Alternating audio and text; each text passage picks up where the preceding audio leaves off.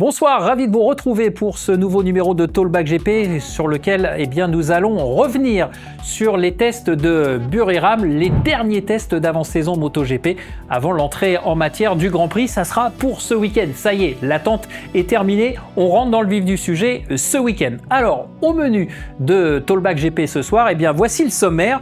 Évidemment, on reviendra sur les tests de Buriram, équipe, par ordre alphabétique. On viendra ensuite faire un petit point sur les derniers transferts, ou en tout cas sur l'officialisation des transferts à venir. On parlera bien évidemment du sujet qui a fait beaucoup réagir sur les réseaux, mais aussi dans le paddock du MotoGP, à savoir l'abandon du tracé de Phillip Island pour le cadre du Grand Prix d'Australie à partir de 2027. Et enfin, on terminera avec notre nouvelle rubrique Pitboard qui nous permettra de passer en revue l'actualité sportive du week-end, hormis évidemment le MotoGP. Talkback GP, c'est tout de suite, c'est maintenant, mais avant de rentrer dans le vif du sujet, un petit clin d'œil à nos partenaires, et on est d'ailleurs très heureux d'accueillir un nouveau partenaire en la personne de Ducati Paris by Espace Murit. Si vous cherchez des passionnés de moto et des passionnés de compétition, rendez-vous avenue de la Grande Armée. On se retrouve tout de suite après le clin d'œil à nos partenaires.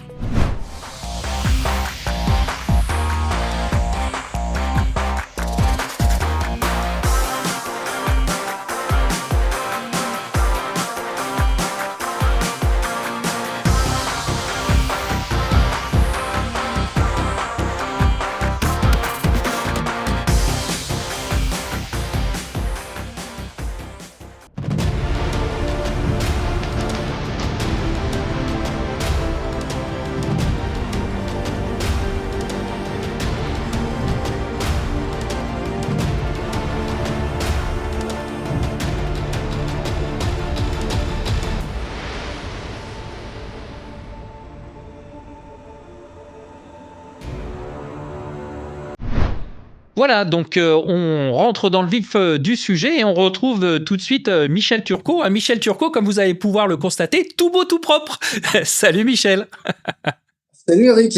Bon. Pourquoi d'habitude je suis mal coiffé, c'est ça que tu veux dire? Non, c'est pas ça. Je n'oserais pas, Michel. Mais bon, on voit que il y a quand même une certaine présentation qui mérite d'être soulignée, mon cher Michel. Ah ouais, il faut être prêt pour le début de saison, Eric. Voilà, faut être prêt effectivement pour le début de saison et ça va arriver très vite puisque ça sera dès jeudi. Alors Michel, évidemment, ces tests de Buriram, c'était la dernière répétition générale avant le vif du sujet, comme on le disait. Ça sera vendredi matin, les premiers essais. On va donc faire le débrief encore une fois par ordre alphabétique et on va commencer par Aprilia avec là encore une fois une constatation évidente. Aprilia est vraiment, je dirais, la force première qui peut-être mener le combat face à Ducati avec ce nouveau record du circuit réalisé par Marco Bezzecchi. Oui, Eric, on est sur la lancée de ce qu'on a vu sur la fin de saison dernière, avec une Aprilia qui s'est vraiment rapprochée de la Ducati, avec un Marco Bezzecchi qui a pris ses marques aussi dans son rôle de pilote officiel Aprilia. On rappelle que l'année d'avant, il était quand même pilote chez VR46, pilote d'une équipe indépendante, satellite. Donc, il a eu beaucoup de choses à apprendre l'an dernier. Il a s'adapté à une nouvelle moto. Il a fait ça très bien. Il a fini sur les chapeaux de roue et là il confirme sur les tests hivernaux que ce soit, alors c'était peut-être un peu moins évident en Malaisie que ce ne l'a été en Thaïlande sur un circuit qui convient bien à cette RSGP. Maintenant, il est le premier à dire les tests, ce sont les tests, donc il s'enflamme pas, il garde les pieds sur terre, Marco, ça c'est plutôt intéressant. Difficile de comparer des chronos sur ces séances d'essai. On sait jamais. Tous les pilotes ont beaucoup de choses à essayer, à valider avant le début du championnat. Donc, ils sont jamais tous dans la même configuration, pas forcément prêts à aller chasser un chrono, à avoir les pneus adaptés à la température de la piste au moment où ils sont lancés. Donc, on va garder un peu de mesure et pas tirer de conclusions hâtives sur ces chronos. Mais c'est sûr que Bezzecchi a été très rapide. Il a fait aussi une très bonne simulation de course. Donc c'est très encourageant et il peut clairement viser la victoire dimanche. Alors, et samedi en sprint. Ouais, tu le disais, faut pas non plus tirer des conclusions hâtives. En revanche, on a quand même une certaine tendance qui se dégage parce que Raúl Fernandez avait été performant le premier jour. Ayogura réalise le deuxième temps. Alors, on sait que l'an dernier, en Thaïlande, il avait fait un bon Grand Prix, parce que je crois qu'il faisait 4 aux essais et 5 en course. Et il y a aussi Jorge Martin, qui est aussi plutôt pas mal, puisqu'il termine dans le top 10, il est 8e. Donc, il y a quand même ce fait que l'on ne peut pas occulter, à savoir que l'ensemble des Aprilia est consistant. C'est pas seulement un seul pilote. Oui, exactement. Eric, les quatre pilotes ont été dans le coup, et tu fais bien de parler de Jorge Martin, puisque on rappellera qu'il était absent en Malaisie, qu'il a eu le feu vert à la veille de ces 2 journées de test. Il n'était pas certain de pouvoir rouler.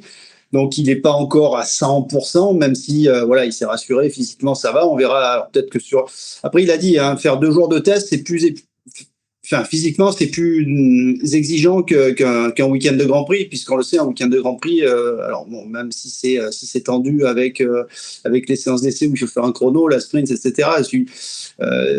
Enchaîner des tours, 70 tours sur une piste à 55 degrés avec 35 degrés dans l'air, c'est aussi très fatigant. Donc, il s'est rassuré physiquement, et surtout il s'est rassuré au guidon d'une moto qui l'an dernier n'a jamais été la sienne. Il n'a jamais été en confiance. Dès qu'il montait dessus, il tombait, il se blessait. Donc là, il a trouvé, il s'est senti bien. Il dit il peut retrouver son pilotage naturel avec cette moto, donc c'est plutôt encourageant. Mais lui aussi reste prudent. Il dit voilà, même s'il a eu des déclarations en disant qu'il pensait pouvoir se bagarrer pour le titre cette année, là il est revenu un petit peu dans des propos un peu plus mesurés, en disant qu'il faudrait quelques courses pour pouvoir viser la victoire, et qu'il veut reconstruire cette confiance, pas mettre la charrue avant les bœufs.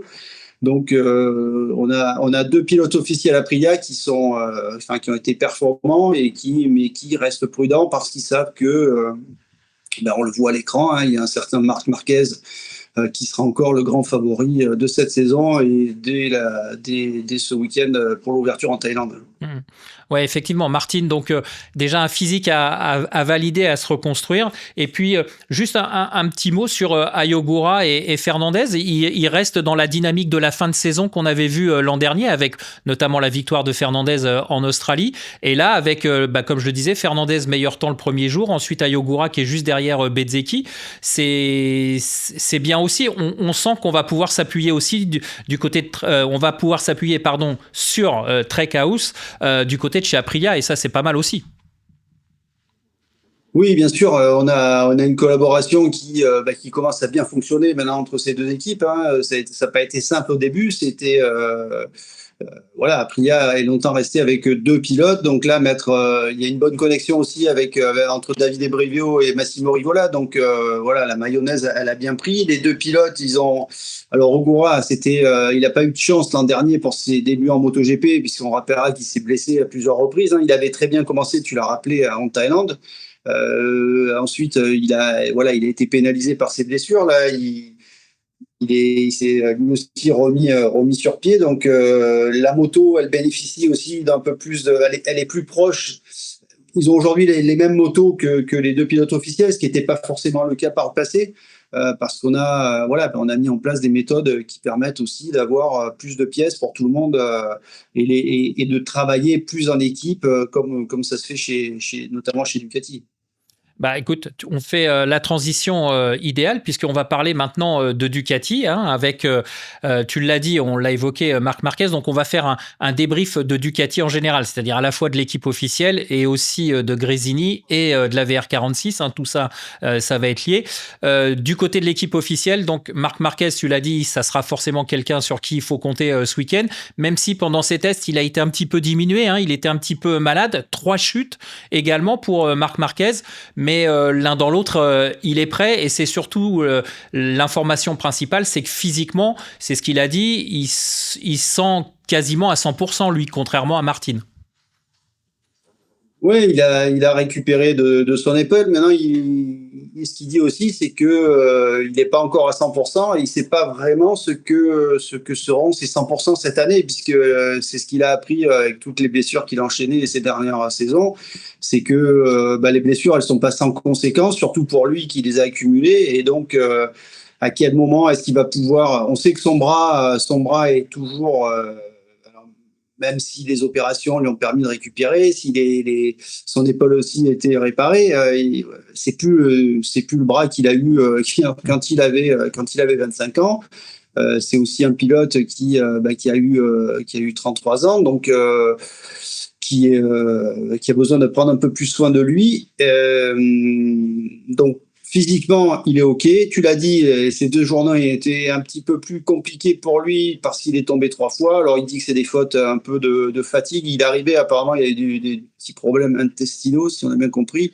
Donc, fatigué, conditions difficiles, on l'a rappelé, la chaleur, etc. Donc, il y a 2 petites chutes sans conséquence le premier jour, une petite chute sur la simulation de course le deuxième jour. À chaque fois, il dit voilà, c'est un peu de fatigue, un peu un manque de concentration. Petit rappel à l'ordre, mais rien de grave. Ce qui est important, c'est que les sensations sont bonnes à la fois avec son épaule et avec une moto qui a finalement très peu évolué par rapport à l'an dernier. Juste des petits défauts qui ont été corrigés et qui lui donnent satisfaction, comme il donne satisfaction également à Francesco Bagnaia, son coéquipier, qui lui par contre était en difficulté l'an dernier, on le rappelle. Oui, justement, j'allais faire la liaison. Alors, il y a eu beaucoup d'hésitations sur les packages aéros entre 2024, 2025. Ils ont beaucoup croisé soit l'avant du 2025 avec les flancs de carénage, etc. Finalement, il va falloir qu'ils prennent leur décision là maintenant, puisque ça va être figé par rapport au règlement. Et comme tu le disais, cette entre guillemets GP26, elle a semble-t-il fait fi de ces petits défauts de l'an passé. Et ce que tu disais, c'est que Pecco Bagnaia, finalement, il en ressort conforté et ça semble se diriger vers une belle saison pour lui. En tout cas, il a l'air optimiste au terme de ces 2 jours. Oui, on va dire qu'il est rassuré. Encore une fois, on a eu 2 séances d'essai en Malaisie, en Thaïlande, sur des circuits particuliers, des conditions particulières. Par contre, c'est sûr que l'an dernier, autant la Malaisie, il n'avait pas trop vu de soucis avec sa moto, autant dès qu'il est arrivé en Thaïlande, il a senti qu'il y avait un truc il n'était pas très à l'aise. Donc là, il dit que c'est corrigé, que ça va mieux. Donc on sait que la moto, il n'y a pas de gros changements. Ils ont travaillé pour essayer de stabiliser un petit peu c'est les entrées de virage. Donc il dit que c'est mieux, mais il n'est pas encore suffisamment régulier à chaque tour à ce niveau-là. Donc c'est encore quelque chose qu'il faut travailler. On sait que la moto elle est un petit peu plus rapide parce qu'ils ont travaillé sur les entrées d'air pour optimiser justement la vitesse de pointe qui était un petit peu en retrait, notamment des KTM l'an dernier. Et puis voilà, on a des motos qui arrivent en fin de développement. L'année prochaine, on aura des 850 avec un aéro qui sera plus restreint. On aura plus ces ride-eye devices qui permettent d'abaisser la moto en sortie virage à l'accélération. Donc là, on est vraiment sur le bout du développement de machines extrêmement abouties. Donc, plus trop de marge de progression. L'aéro, tu en as parlé. On sait que pour les 2 marques italiennes, c'est quand même un gros point fort par rapport notamment aux Japonais. Voilà, ils vont démarrer la saison avec 2 aéros disponibles. Donc, on sent bien que on a entendu un peu les mêmes commentaires chez Aprilia que chez Ducati. On a d'un côté un package qui permet d'avoir une moto un petit peu plus agile, mais qui manque un peu de grip. Et d'un côté, quand on trouve du grip, qu'on a plus d'appui, là, on a une moto qui est plus difficile à emmener. Donc, en fonction des circuits, des virages, on choisira un aéro plutôt qu'un autre. Voilà, il y aura des décisions à prendre en début de week-end, mais je pense que chez Ducati comme chez Aprilia, on a des motos qui sont prêtes pour attaquer la saison. Ouais. Alors, du côté des autres équipes Ducati, il y a aussi une constance. Alex Marquez, qui, en début, lors des essais en Malaisie, disait que c'était un nouveau rôle pour lui parce qu'il fallait qu'il assure aussi le développement. Mais finalement, il était performant en Malaisie. Et puis, à Sepang, il est aussi performant puisqu'il termine derrière Pecco. D'ailleurs, entre Marc Marquez et son frère Alex, ils sont 3e, 4e et 5e. Ils se tiennent en 1/10 et demi. Donc, c'est quand même assez cohérent. Et Alex Marquez, clairement, lui aussi, même si c'est une nouvelle moto pour lui, il est prêt. Enfin, en tout cas, il semble prêt, on va dire. Oui, il est prêt. Lui aussi a une petite chute hier lors de la simulation de course qu'il a faite. Qui a été écourtée. Voilà, il est plutôt satisfait de sa moto. On sait qu'il passe d'une GP24 à une GP26. qui a priori une GP26 c'est plutôt entre une GP24 et une GP25. Enfin voilà, on a des pièces qui passent d'une machine à une autre, et même Morbidelli qui restait avec ses GP24 a eu quand même des évolutions. Donc c'est aujourd'hui compliqué de dire quelle moto chaque pilote utilise. On a quand même une base qui est commune aux six pilotes Ducati. Mais oui, Alex est prêt. Il a dit, il est en confiance. La belle saison qu'il a faite l'an dernier lui a fait pousser des ailes. Maintenant, faire mieux que ce qu'il a fait l'an dernier, il sait aussi que ça va être compliqué pour lui. Être champion du monde, c'est derrière son frère, c'est quand même un bel achievement, comme on dit en anglais. Mais voilà, faire aussi bien, ça sera déjà bien pour lui. Et voilà, on sent que chez Ducati, de toute façon, on n'a pas spécialement envie non plus de voir le pilote d'une équipe satellite voler la vedette au pilote de l'équipe officielle. Ça, c'est une chose évidente. C'était quelque chose qui était un petit peu difficile à avaler avec le titre de Martin il y a 2 ans. Donc j'imagine mal Alex Marquez vraiment pouvoir briguer le titre de champion du monde, mais faire ce qu'il a fait l'an dernier, gagner des courses et être régulièrement sur le podium, ça c'est sûr qu'on va pouvoir compter sur lui. Et puis, du côté de la VR46, c'est pareil, des bons essais malgré tout, avec, comme tu le disais, avec ce mix de moto 2024 un petit peu bonifié pour Morbidelli. Finalement, Morbidelli a été plus rapide que Di Giannantonio, et on va dire que on va en faire des outsiders sérieux au coup par coup, on va dire. On va les positionner comme ça du côté de la VR46. Ouais, je pense que Di Giannantonio a quand même un petit peu plus de potentiel aujourd'hui que Morbidelli, qui on le sait, est quand même un pilote qui manque vraiment de régularité. Ça a été aussi le défaut de Di Giannantonio l'an dernier, mais un défaut qu'il travaille et qu'il veut à tout prix corriger cette saison. Morbidelli avait l'avantage d'avoir quand même beaucoup moins de choses à essayer, donc forcément, en termes on peut se concentrer plus facilement sur son pilotage et ses chronos sur des journées d'essai comme ça. Di Giannantonio a eu beaucoup de choses à essayer, là encore, pour définir les options aéro, notamment, qu'il allait retenir pour démarrer la saison. Donc, ça a bien bossé. On est passé un peu vite chez Grésini, mais on rappellera qu'Aldeguer, qui s'est blessé en s'entraînant, s'est cassé une jambe, a raté les 2 séances hivernales et sera absent du premier Grand Prix. Et Normand devrait faire son retour au Brésil, mais pour lui, voilà, ça va être un peu plus compliqué en revanche. Alors, on va donc passer au chapitre suivant, à savoir Honda. Alors Honda, on va dire que c'est positif, mais on reste quand même prudent parce qu'il y a eu beaucoup d'améliorations, notamment au niveau de l'aéro, du moteur. Tu nous en avais déjà parlé dans un précédent débrief. Il reste encore ce petit point qui gêne encore, c'est le grip, la motricité. Mais globalement, on sent que Honda se rapproche, peut-être pas évidemment d'Aprilia, mais en tout cas se rapproche de KTM. C'est un peu ce qui ressort de ces essais. Ouais, je pense qu'aujourd'hui, il n'y a pas une grosse différence entre une Honda et une KTM. C'est plus une question de pilote, parce que si on enlève Acosta, qui, on le sait, est quand même un petit prodige dans le paysage MotoGP actuel, les autres pilotes KTM ont plus de difficultés. Même Vinales, qui a fait l'an dernier une bonne première moitié de saison avant de se blesser, a été un petit peu à la peine. C'est un circuit, la Thaïlande, un peu plus difficile que Sepang, donc ils ont un peu moins brillé chez KTM. Et on parlait de Honda, donc on va rester sur Honda. Tu l'as dit, la moto est globalement le potentiel. Les pilotes sont d'accord pour dire que le potentiel est plus élevé que celui de la moto de l'an passé. En revanche, il faut encore l'exploiter. Il faut trouver.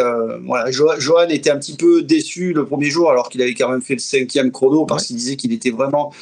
On sait, Johan, c'est un pilote qui a besoin de confort, qui a du mal sur une machine qui va le secouer, donc il a du mal à surrouler, donc il faut vraiment qu'il se sente à l'aise. Et pour l'instant, il n'est pas encore chez lui sur cette machine, mais il dit en revanche qu'ils ont trouvé une direction pour travailler, donc ça c'est plutôt encourageant.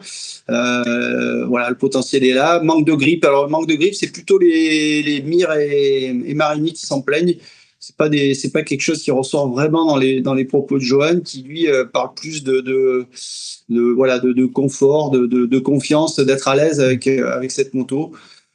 Mais voilà, c'est une moto qui a clairement progressé. Il y a beaucoup de positifs chez Honda. Un petit mot sur Diogo Moreira, qui finalement faisait pas trop mal en Malaisie. Là, c'est un petit peu plus compliqué, hein, puisqu'il termine avant-dernier au cumul des 2 journées. Et il termine avant-dernier, mais globalement, on en reparlera aussi du côté de chez Yamaha avec Toprak, bien évidemment.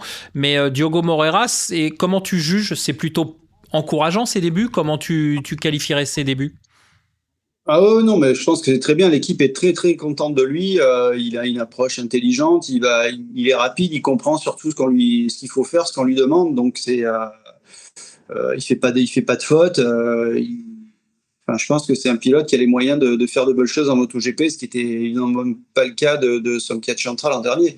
Donc oui, encore une fois, Eric, difficile les chronos qui ont été réalisés pendant ces 2 journées sont pas forcément représentatifs. Voilà, on va laisser passer les premiers grands prix pour voir un petit peu où en sont les uns et les autres. Mais ouais, je pense que Moreira, c'est bien ce qu'il fait et je pense que c'est prometteur. Ouais, effectivement, tu as raison de le préciser. Hein. Puis encore une fois, les chronos, c'est pas on ne sait pas comment ils ont été réalisés, quels étaient les plans de travail, etc. de chacun. Donc effectivement, ça donne une hiérarchie, mais c'est pas la photo exacte de l'instant T. À mon avis, vendredi, lors de la séance de l'après-midi où il faudra aller chercher le top 10, on en saura un peu plus sur les performances réelles de chacun. On passe à KTM, si tu le veux bien, Michel, avec, comme tu l'as commencé à le dire, Pedro Acosta, qui visiblement est plutôt pas mal, mais derrière Pedro Acosta, ça devient un petit peu plus compliqué. Brad Binder est seulement 12e, et puis ça a été un petit peu plus compliqué alors qu'on pensait que ça irait mieux pour Viñales et Bastianini.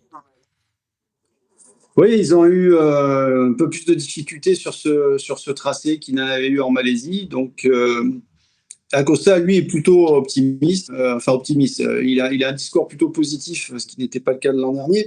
Lui, il trouve que voilà, il y a des progrès. La moto, elle est surtout mieux en termes de motricité du genre de pneu. Elle consomme moins le pneu arrière, en tout cas sur les tests qu'il a pu faire. Donc ça, c'est plutôt encourageant pour ses fins de course. Maintenant, il sait qu'il n'a pas le potentiel. Voilà, le potentiel est carrément en retrait des deux Italiennes. Donc il va falloir qu'il soit intelligent.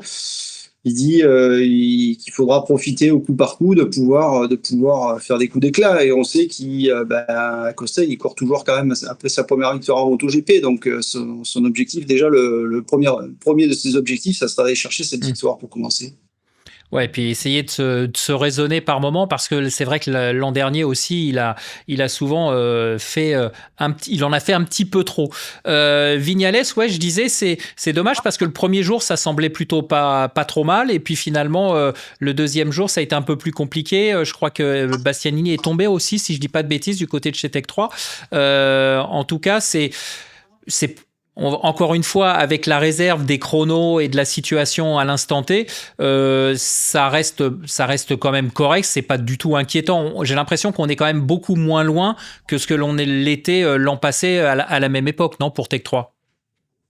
Ah, écoute, l'an dernier, les Viñales avaient fait un bon début de saison. Hein. On se souvient qu'au Qatar, avant d'être déclassé, il fait quand même podium. Il se bat pour la victoire. Donc ils ont bossé, il y a du mieux sur la moto, on l'a dit, donc laissons un peu de temps. Je pense qu'il faut quelques courses pour mieux comprendre vraiment la hiérarchie et de voir si cette machine est capable de performer sur seulement quelques circuits particuliers ou si elle peut globalement être dans le coup sur l'ensemble du championnat. On sait qu'on a 22 grands prix sur 22 circuits différents. La clé, c'est d'avoir une machine qui soit capable de performer partout. Hein. C'est ça aussi que les pilotes et les équipes recherchent. Une base homogène pour essayer d'être effectivement efficace partout.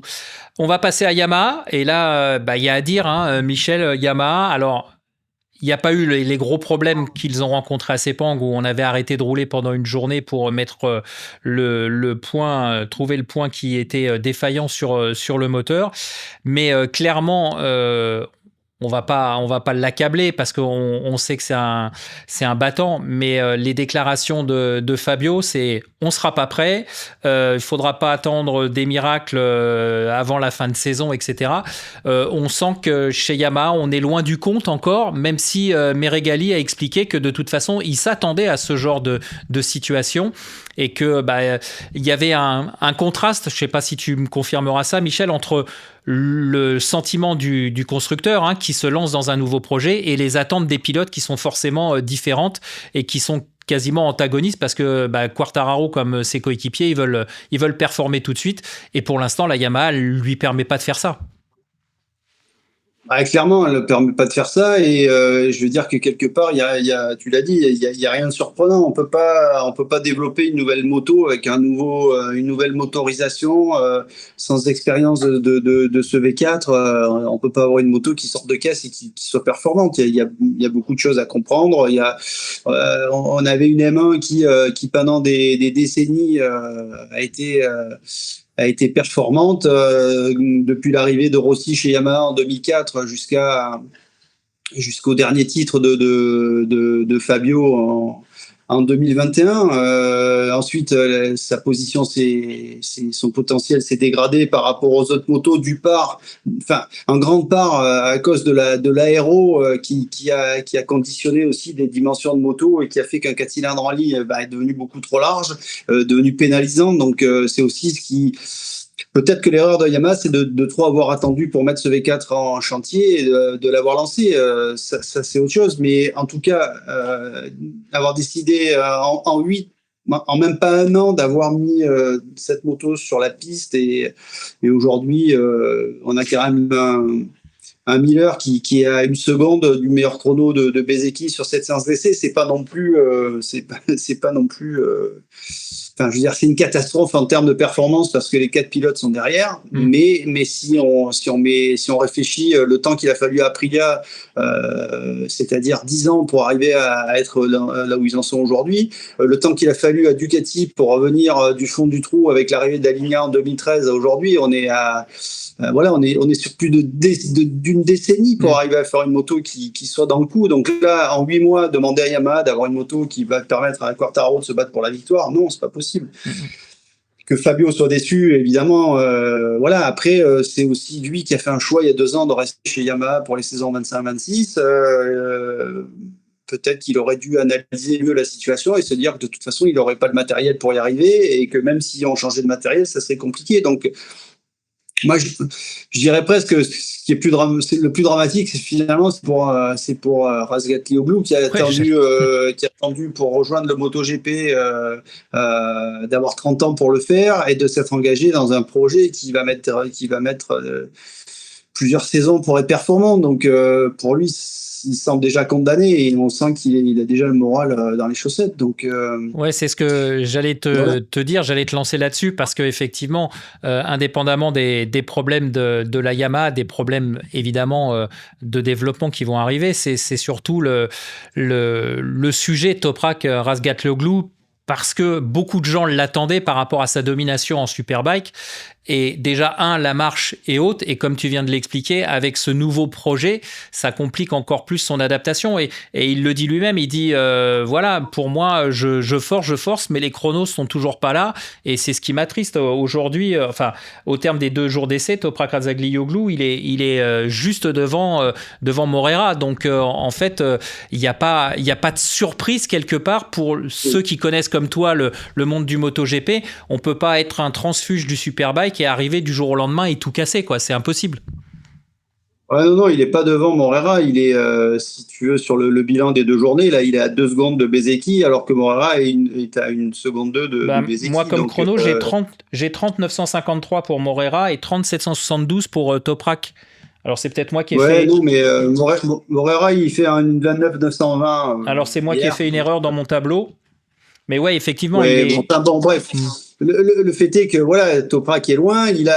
On sait, lui, il doit déjà prendre des pneus, des freins, un nouvel environnement. Donc, il a ça à apprendre et il apprend tout ça avec une moto qui est pas dans le coup. Donc, il multiplie les handicaps.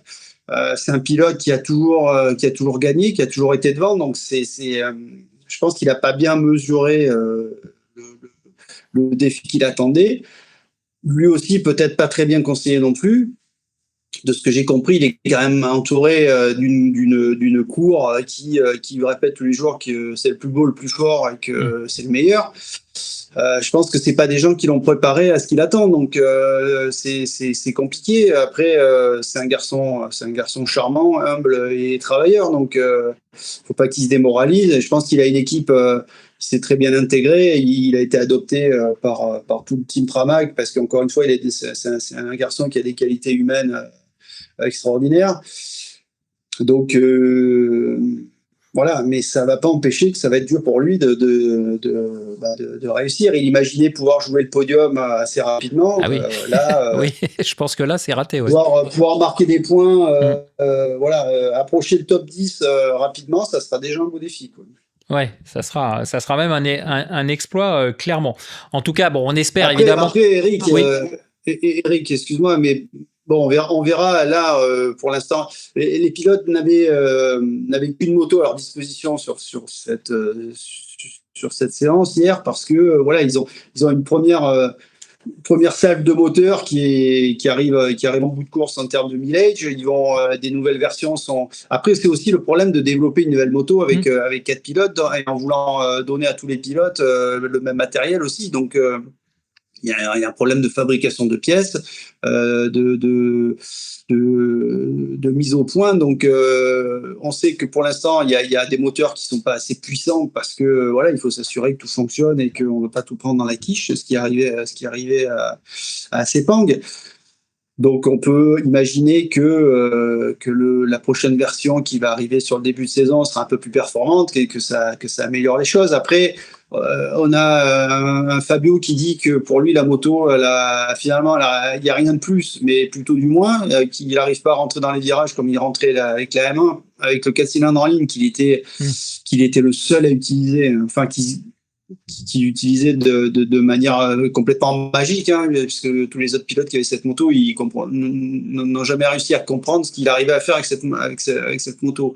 Donc lui, il se plaint de ne pas retrouver les performances de cette moto, en disant que finalement, on cherchait à avoir plus de grip sur l'arrière avec une moto plus équilibrée sur l'arrière, et c'est pas mieux non plus. Donc, il voit pas d'avantages, il voit que des inconvénients. Mais il a réclamé aussi pendant des années finalement un V4 qui, quand il arrive, il est pas prêt. C'est normal. Donc, c'est sûr que là, chez Yamaha, ça va être le début de saison va être très très difficile. Et je pense que l'encadrement, les managers vont avoir du boulot pour garder que tout le monde garde le moral, quoi. Ouais, mais c'est ce que Fabio aussi a dit, parce que évidemment tout le monde l'a repris un petit peu sur ses gestes d'humeur au guidon de sa moto, et il a dit il faut que j'arrête de me polluer l'esprit et il faut que je reste positif. Ça sera forcément le plus difficile quand on est un battant et un gagnant comme lui, et c'est effectivement ce que tu viens de dire.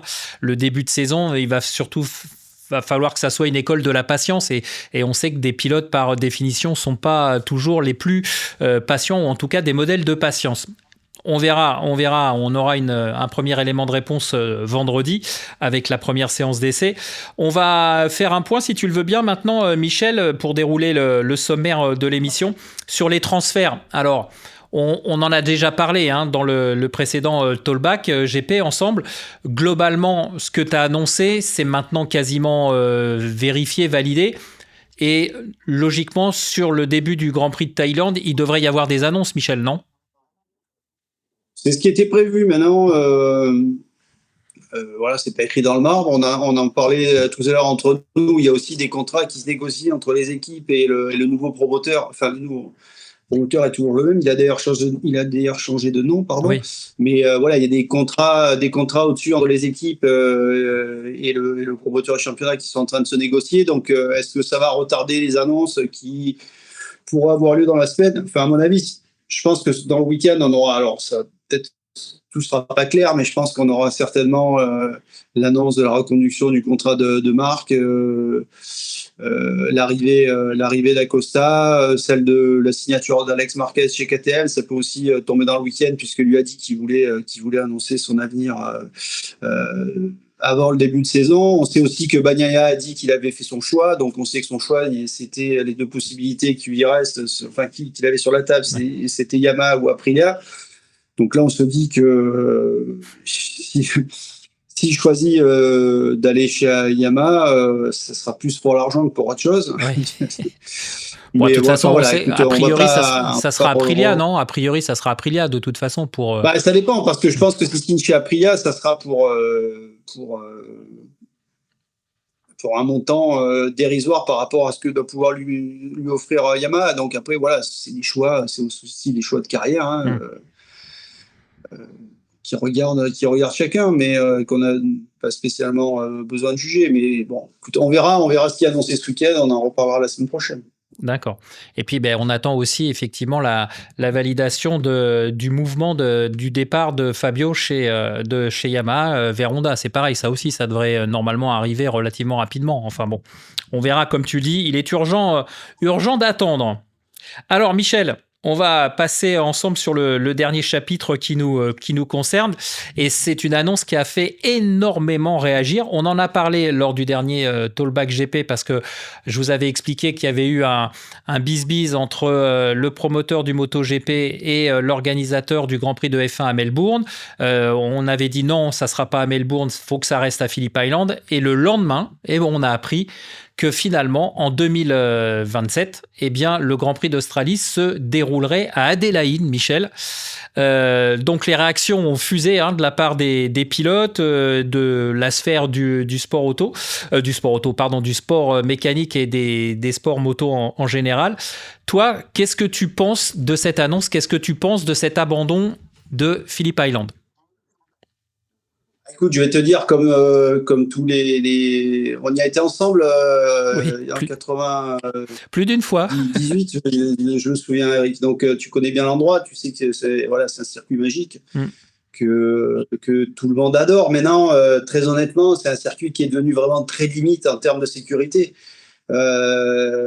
Franchement, à chaque fois qu'on voit un Grand Prix là-bas, tu as quand même des frissons dans le dos au départ parce que tu redoutes le pire. Il y a zéro dégagement, ça va très vite.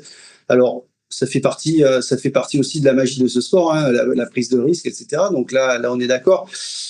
Voilà, après, il n'y a pas beaucoup de possibilités d'accueil du public. Donc, s'ils veulent faire grandir là aussi cet événement, forcément, il faut aller ailleurs. On sait qu'on a une volonté aujourd'hui on a un nouveau promoteur qui va vouloir faire bouger les lignes. Alors, moi, ce que je voudrais rectifier, moi, ce que j'attends de voir, c'est quoi le projet d'Adélaïde? Parce que là, on a entendu tout n'importe quoi. J'ai des gens qui racontent un circuit en ville, Macao, le Tourist Trophy. Non, mais non. Imagine bien que c'est un circuit c'est un nouveau circuit, il répondra obligatoirement à toutes les normes de sécurité avec des dégagements, des bacs à gravier. Donc voilà, moi je demande à voir comment un circuit comme ça peut prendre place dans une... Je connais pas Adélaïde, mais comment un circuit comme ça peut prendre place dans une ville. Le circuit de Melbourne, par exemple, qui est utilisé par la F1, qui est dans l'Albert Park. Voilà, que je connais. Bon, là, on n'imagine même pas un Grand Prix de MotoGP. Il y a de l'herbe, hein, c'est un parc, mais il n'y a pas d'endroit pour faire des bacs à gravier. Donc, comment tout ça va être mis en place? À mon avis, ça reste un peu encore un mystère. Donc à voir. Je pense que s'il y a un circuit qui est construit, donc il y aura des normes de sécurité suffisantes. Voilà. Après, qu'on regrette Phillip Island, oui, moi, c'est évidemment, on a tous en mémoire des courses fabuleuses, on a tous en mémoire le titre d'Olivier Jacques en 2000, on a tous en mémoire les victoires de Rossi, les bagarres avec Biaggi, avec Capirossi, les records du Tour et les courses improbables de Casestoner. Enfin voilà, c'est un circuit magique et on le regretta, mais encore une fois, je pense qu'en termes de sécurité, on était arrivé aussi au bout de quelque chose. Et donc, on verra ce que propose Adélaïde. Ouais. Après, l'histoire des Grands Prix, c'est aussi ça, hein, Eric. On a été à Eastern Creek. Il y a eu Phillip Island, après on a été à Eastern Creek, on est revenu à Phillip Island en Australie. On était à Laguna Seca, c'était aussi magique. Laguna Seca a disparu du calendrier parce que trop dangereux. Donc, c'est aussi l'histoire des sports mécaniques d'avoir d'avoir des circuits incontournables qui disparaissent du calendrier et qui peut-être y reviendront avec des aménagements. On a perdu Suzuka qui était aussi un circuit improbable avec après la mort de Kato, donc qui est utilisé pour d'autres courses dans les 8 heures avec le danger que ça représente toujours.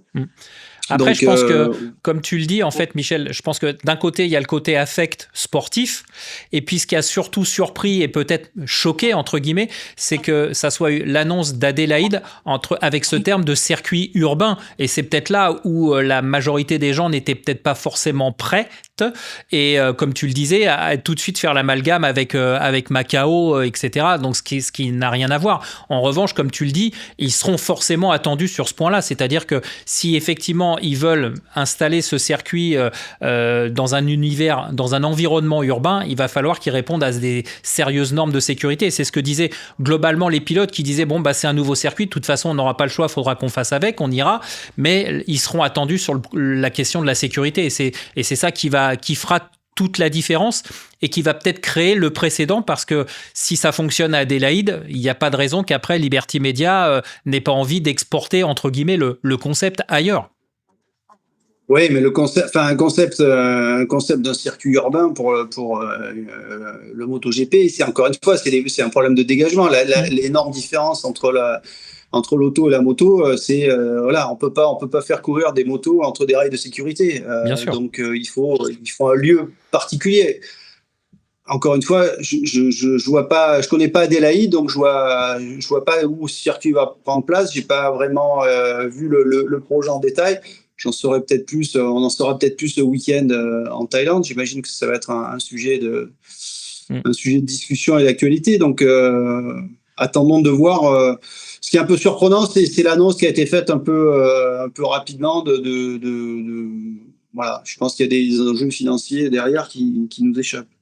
Oui, parce que après il y a des mauvaises langues, mais je pense que tu sais de qui je vais parler, en disant que si on abandonne Phillip Island aussi, c'est pour les contraintes, notamment du dernier virage à gauche, les contraintes pneumatiques, et on sait que notamment lorsqu'il fait beau en Superbike, Pirelli avait eu énormément de difficultés à faire les courses de A à Z, enfin du feu vert jusqu'au drapeau à damier, et que Pirelli, qui sera le manufacturier unique l'an prochain en MotoGP, finalement accueillerait cette nouvelle avec un large sourire. Alors là, c'est un petit peu aller loin dans les idées complotistes, mais c'est vrai quelque part, on peut aussi y penser, quoi.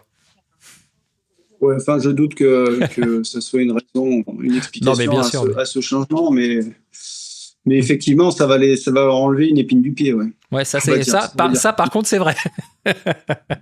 Ça, c'est vrai, ouais. Ça, c'est clair. Bon, écoute, Michel, je te remercie énormément de ta disponibilité. Tu vas aller, là, tu es encore en Asie, donc tu vas aller rapidement du côté de Buriram. Et puis, on se retrouve lundi pour le premier débrief du premier Grand Prix de la saison. Ça sera lundi soir, même heure, même endroit, sur la chaîne Fastlane TV. Merci beaucoup, Michel, de ta disponibilité. Et puis, on se retrouve lundi prochain. Merci Eric, à lundi. Ciao, ciao.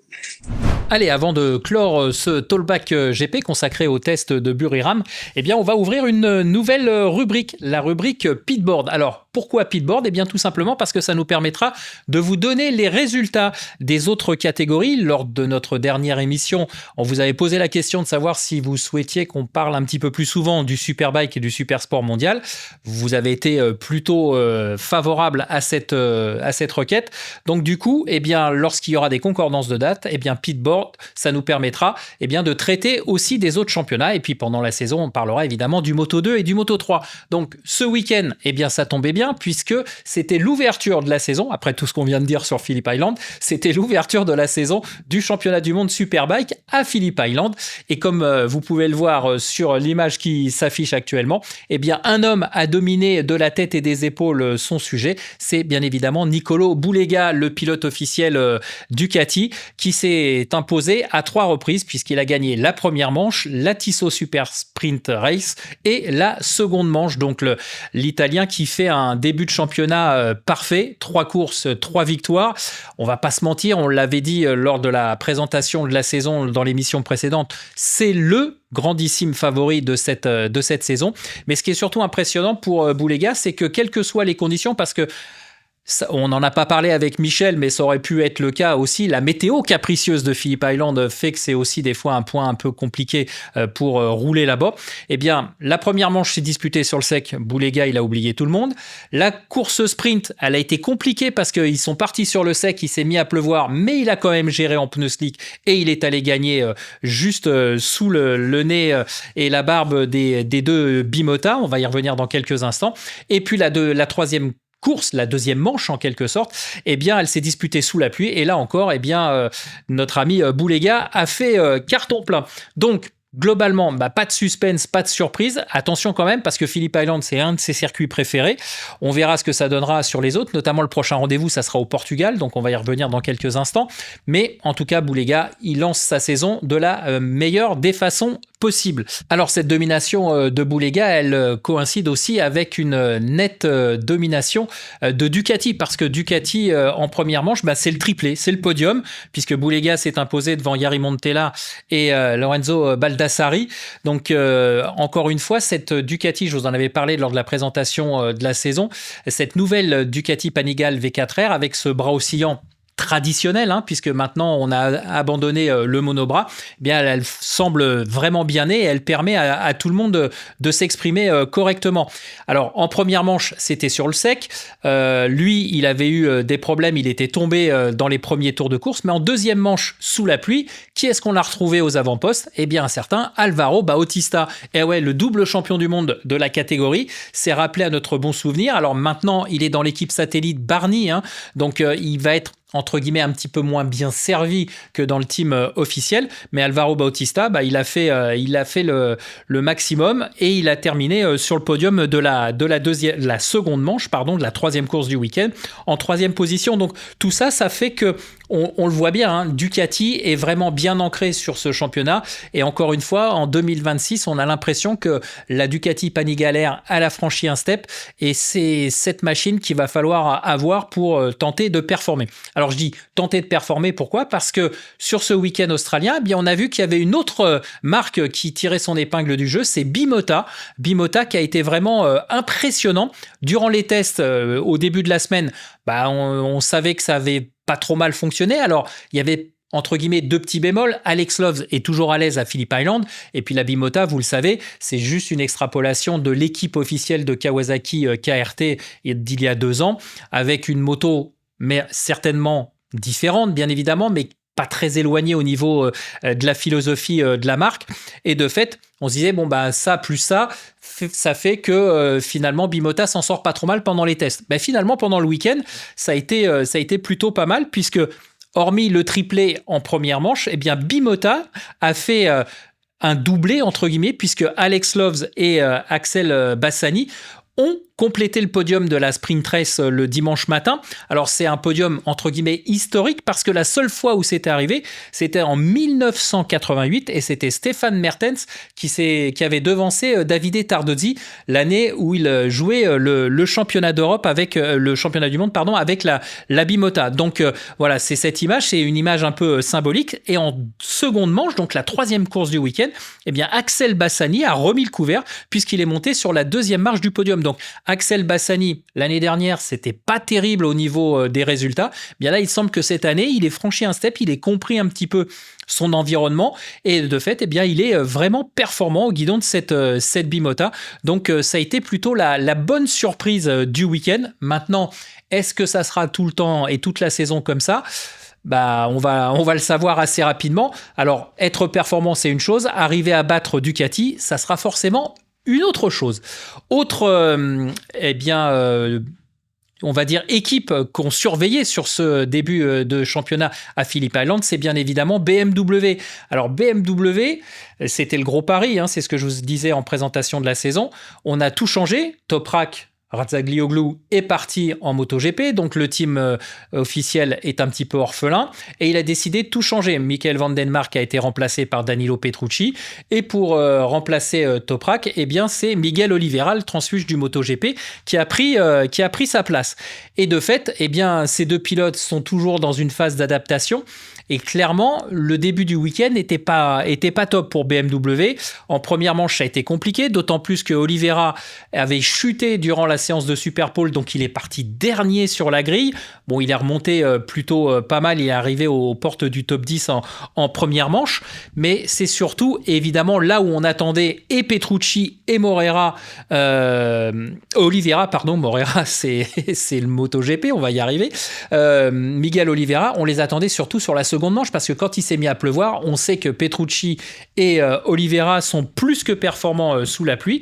Et bien là, on a été servi avec une belle performance des deux pilotes BMW, mais encore une fois, ça reste assez loin de la tête de course, parce que il y a quand même un écart qui est assez conséquent. Donc Petrucci termine 6e et Oliveira termine 7e dans cette seconde manche. Ils se sont un petit peu bagarrés, un petit peu chauffés, les deux officiels BMW, mais pour l'heure, ça reste un petit peu un cran en dessous. Autant l'an dernier, Boulega bataillait toutes les courses avec Toprak Razgatlioglu sur sa BMW. Là, ça demande encore un peu de temps, de travail. On sait que maintenant, après Phillip Island, il va y avoir un mois quasiment avant le prochain rendez-vous qui sera à Portimao, au Portugal. Donc on verra comment ça va se passer au Portugal pour Oliveira notamment. Mais il va falloir monter en puissance, mais surtout rapidement, parce que là, avec le week-end plein qu'a fait Boulega, il a pris tous les points, donc il y a déjà un écart assez conséquent au championnat. Donc voilà, en tout cas pour BMW, c'est moins catastrophique que les essais le laissaient penser, mais il va falloir vite réagir. Allez, on passe maintenant au Supersport avec les résultats de nos deux Français. On va commencer par Valentin Debise. Alors Valentin Debise, il nous avait mis l'eau à la bouche vendredi avec une superbe Superpole, puisqu'il avait réalisé le 3e temps, donc il partait de la première ligne. Vous imaginez, pour ZX Moto, le constructeur chinois, c'est une première année de compétition et instantanément, sur la première course, il se retrouve en première ligne. Alors, est-ce que Valentin a été trop gourmand sur cette première manche? En tout cas, il était aux avant-postes et malheureusement, il a chuté au 5e ou 6e tour, Valentin, ce qui fait que il n'a pas marqué de points. Et en deuxième manche, là, ça a été très compliqué parce que c'était un petit peu... je dirais du poker, vous le savez, dans ces conditions-là, il avait plu. La pluie s'est arrêtée juste avant le départ de la course. La piste a commencé à sécher. Et là, c'est toujours le dilemme. Est-ce qu'on part en pneu pluie? Est-ce qu'on prend le risque de partir en pneu slick? Et dans ces cas-là, on passe vite du héros au zéro et on est toujours plus intelligent après. Donc, qu'est-ce qui s'est passé pour Valentin? Malheureusement, ça n'a pas été dans le bon sens et il termine que 24e, donc il n'a pas marqué de points ni en première manche ni en deuxième manche. Pour Lucas Mayas, c'est un petit peu la même chose. La première manche, elle a été frustrante puisqu'il n'y a pas eu de points à l'arrivée. En plus, Lucas, pendant les essais, il avait été gêné dans son tour chrono, donc il était parti milieu de grille, il était 13e ou 14e au niveau du résultat de la qualification. En première manche, il n'a pas terminé. Et en deuxième manche, vous le voyez sur l'image, c'est toute la question que je viens de soulever avec Valentin Debise. Quel choix de pneumatique?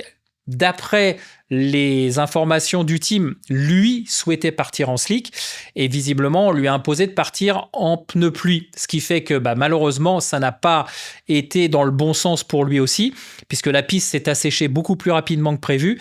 Il a été obligé de repasser par les stands pour changer de monte pneumatique. Il y a toujours un temps imparti dans ce cas-là et il a terminé 8e. Lucas, il aurait peut-être pu espérer mieux, mais en tout cas, il a au moins ouvert son compteur de points, donc des points de 8 points tout simplement, puisqu'à la 8e position, vous marquez 8 points. Et il faut savoir que son coéquipier a terminé 6e, donc cette deuxième manche, elle a été un petit peu plus positive pour l'ensemble du GMT 94, et on espère qu'au Portugal, ça se passera beaucoup mieux pour nos tricolores. Voilà donc pour cette cette rubrique Pitboard qui se referme. On arrive au terme de ce débrief Tollback GP consacré aux tests de Buriram, les derniers tests avant l'entrée en matière du championnat du monde MotoGP 2026. Je vous rappelle nos rendez-vous pour la semaine. Jeudi, ça sera la fiche technique avec bien tous les chiffres clés pour bien suivre le week-end de course. Vendredi, on sera ensemble avec le débrief de cette première journée du Grand Prix de Thaïlande et on aura un cadre un peu particulier puisqu'on sera au salon du deux roues de Lyon. Donc si vous êtes présent, on devrait pouvoir se croiser entre vendredi et dimanche. Et puis bien évidemment, lundi, comme on l'a dit il y a quelques instants avec Michel Turcot, on se retrouve pour le premier vrai débrief entre guillemets de Tollback GP consacré au Grand Prix de Thaïlande. Si vous voulez suivre la saison, vous savez ce qu'il vous reste à faire. Vous allez sur YouTube, vous cherchez Fastlane TV, vous vous abonnez et vous le savez, Tollback GP, c'est une émission de la chaîne Fastlane TV. Comme ça, vous ne raterez plus rien de nos prochaines publications et de nos prochains rendez-vous. Je compte sur vous. Merci à vous. Bonne fin de soirée et on se retrouve jeudi pour la fiche technique.